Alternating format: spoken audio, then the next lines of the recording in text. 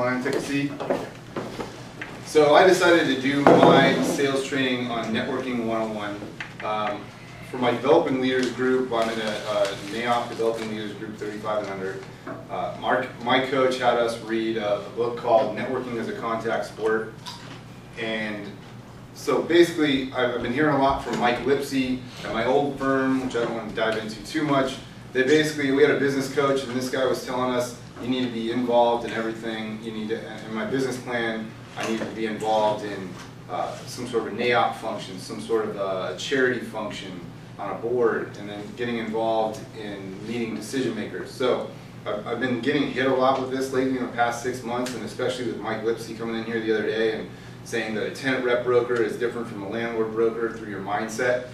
It's really important, and this is just important stuff that we should be touching on, I think, every day and every week. So, one sec. So basically what I'm going to start with is I'm going to go over the book, and then the second part of the section of my presentation is going to be more oriented to the real estate, our commercial real estate organizations that we can join, and networking websites that you guys can go to see, you know, events that are going on right now, organizations, other out-of-the-box thinking.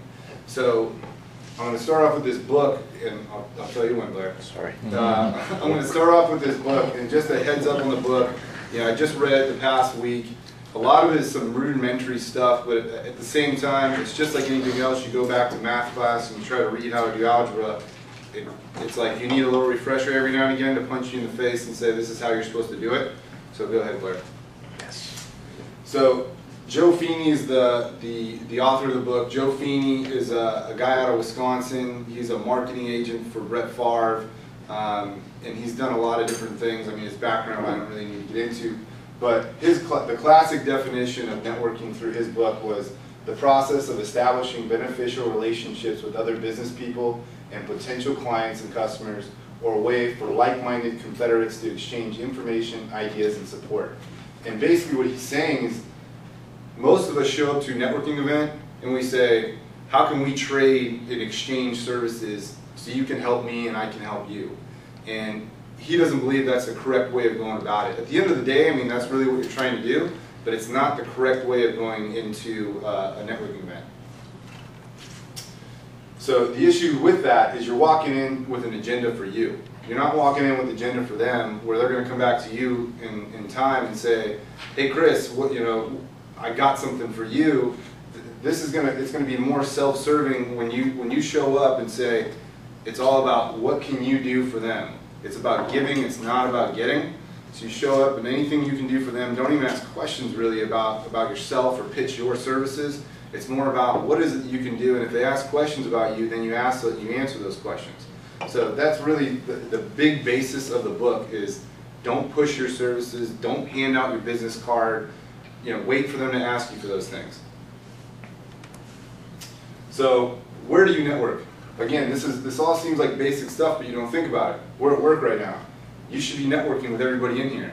And he uses examples of, you never know, I mean, especially in our industry, Dave might get a listing, but who's he going to want to work with? It's going to be the guy that he gets along with in the company. It may not always be the best guy for the job.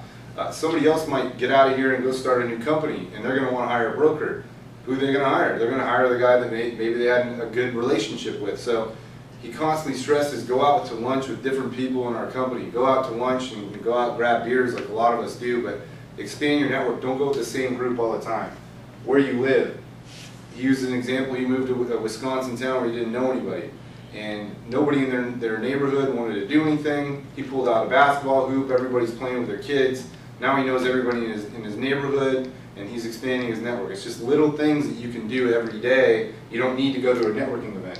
Where you exercise, where you socialize, where you worship. All of those things are something you're passionate about, and he stresses all the time. Do things that you're passionate about and mix that with your networking.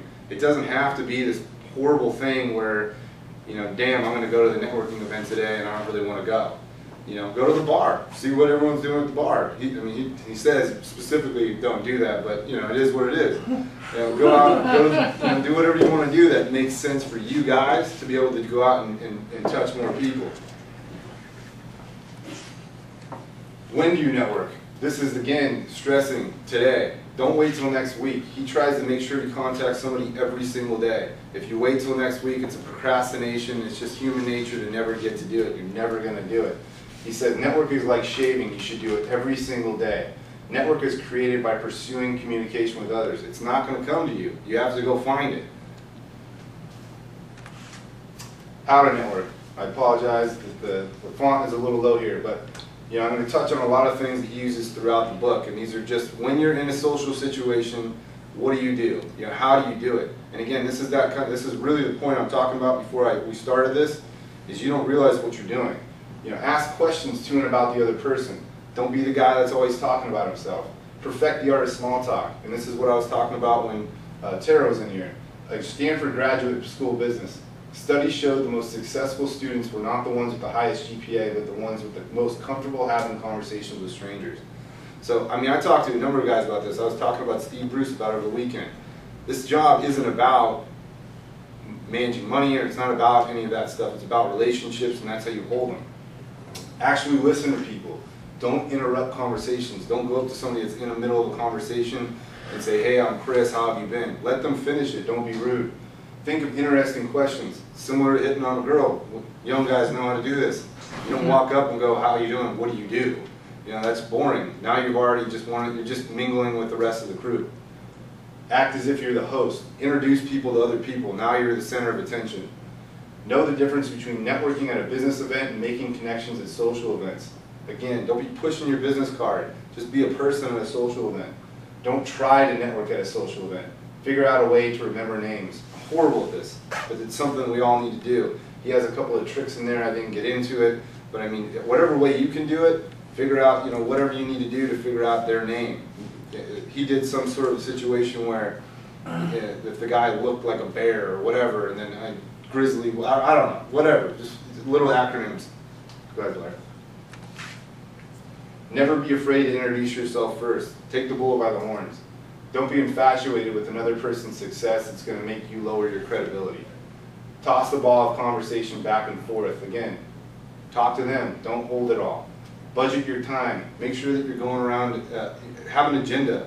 Pick out 10 or 15 people that you want to talk to and make sure you get to those people. We all get comfortable sitting with one person that we just met, talk to them for 30 minutes, and then the thing's over, and you feel good about the networking event. You didn't do anything. Have business cards. Know what's happening in the world. Talk intelligently about what's happening out there.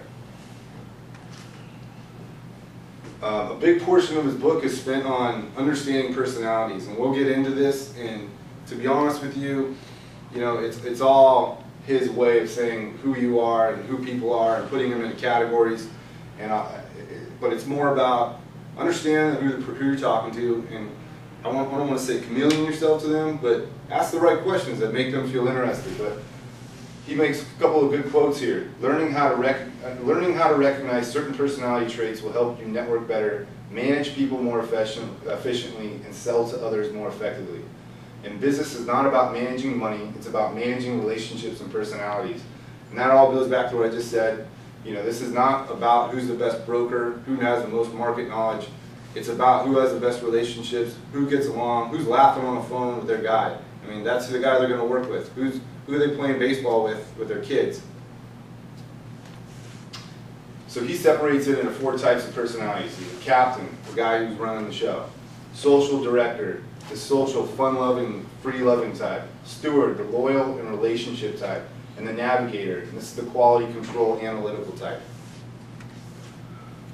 So I'll do a couple of these, I won't go through all of them, but networking with a captain. So if you're a captain, he gives you an idea of what you need to do if you're talking to, you establish that the guy you're talking to, the girl you're talking to is a captain. How do you do that?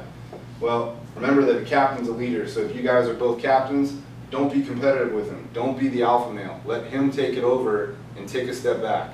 Make sure that you're not in a battle with him. Social director. Social director is the guy that's fun-loving and affable. So if you're talking to a social director, get adventurous and goals. Don't overpower the guy, let him be himself and have fun. If you're a steward, steward is the loyal individual.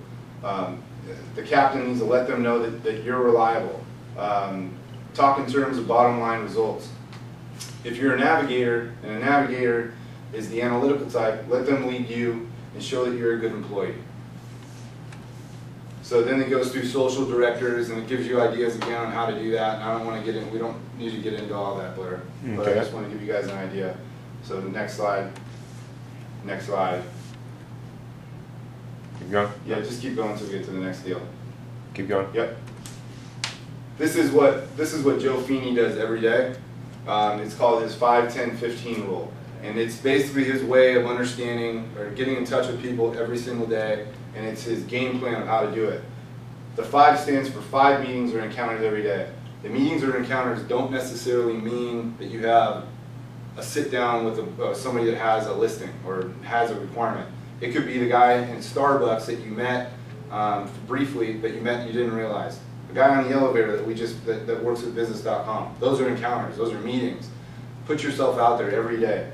10, send out 10 letters or pieces of correspondence every single day.